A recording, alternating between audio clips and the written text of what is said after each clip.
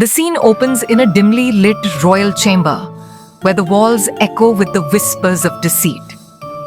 Shakuni, dressed in a dark, ornate robe, stands before the blind king, Dhritarashtra.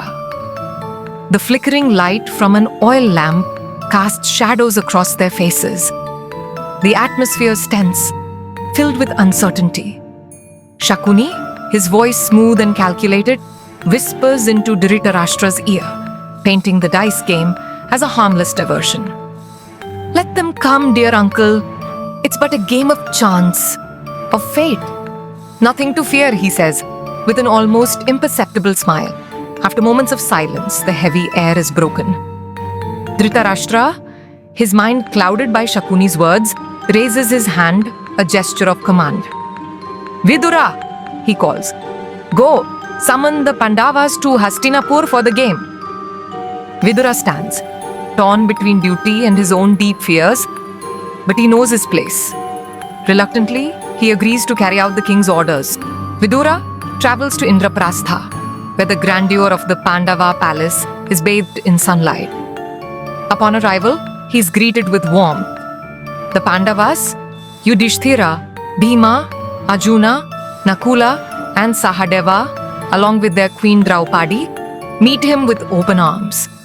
The atmosphere is calm, joyful, with laughter echoing through the halls.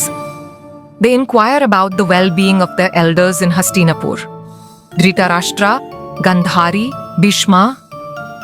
Vidhura reassures them, though a shadow flickers in his eyes.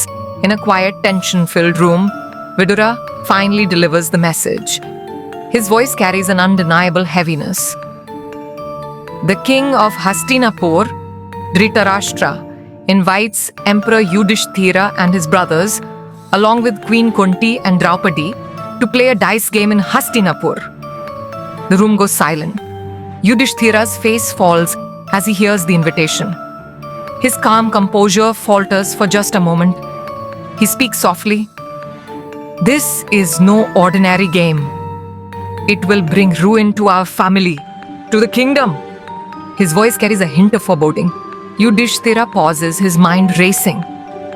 He recalls the warnings of Vyasa and Krishna, the prophecy that 13 years of hardship are upon them. He knows that this dice game is more than just a game. It is a test of fate. "I cannot refuse," he murmurs. "The king has invited us.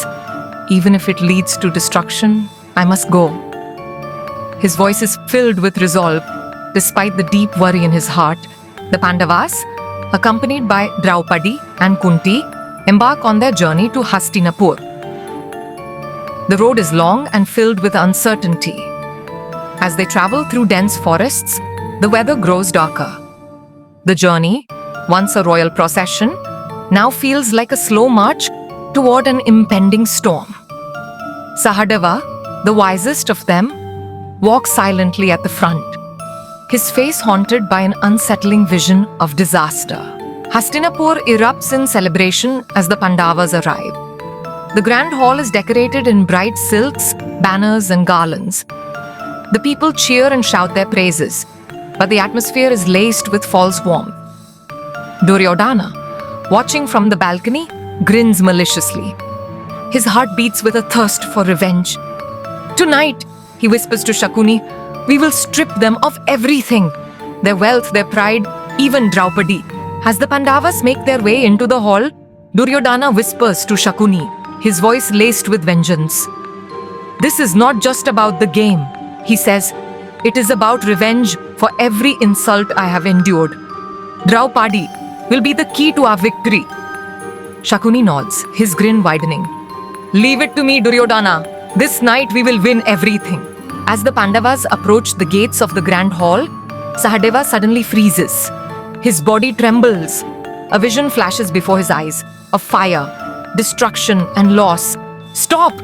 he cries out, grabbing Yudhishthira's arm. "Do not enter! A disaster awaits us all inside!" But Yudhishthira, bound by duty, gently pulls away. "We have no choice, Sahadeva," he says softly. "We must face what comes." The hall is vast and golden, the air thick with tension. Shakuni sits at the head of the dice table, rolling the dice with a calm, measured hand. The Pandavas sit on the opposite side, their hearts heavy with the weight of fate. The first dice rolls into the air, echoing through the silent room, as if time itself is holding its breath.